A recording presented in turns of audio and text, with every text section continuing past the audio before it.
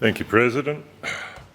In July, we received the agreement of the Legislative Council to undertake consultation into our proposal to allow judicial discretion for medicinal cannabis prescription holders who are charged with the presence of drugs in their system if they hold a current prescription and were unimpaired when tested.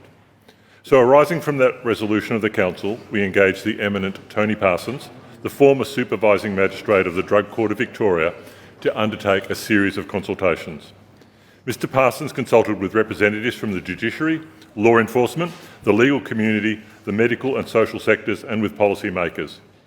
The report provides a balanced view of the stakeholders consulted.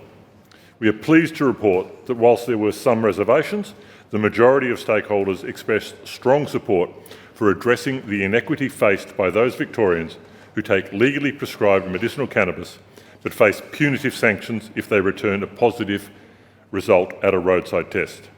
Stakeholders, by and large, backed our proposal for an interim solution. Indeed, many expressed bemusement and even shock over the current regime, with one legal expert observing, "It is an odd situation to have a legal right to take prescribed medicinal cannabis. Then, if you comply strictly with the obligations that come with that legal right, you can still be guilty of an offence."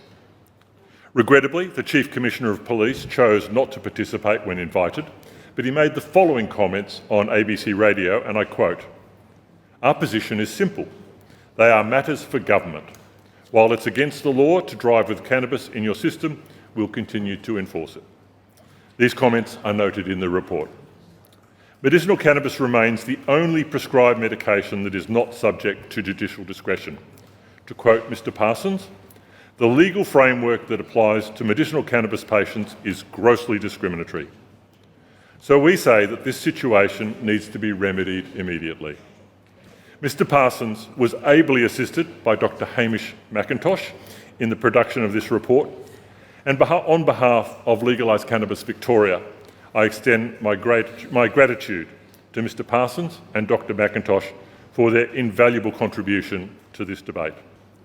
It is our hope that the government considers the report and implements its recommendations to amend the Road Safety Act to give the courts discretion to decide the issue of orders against drivers' licences for medicinal cannabis patients. I commend the report to the House.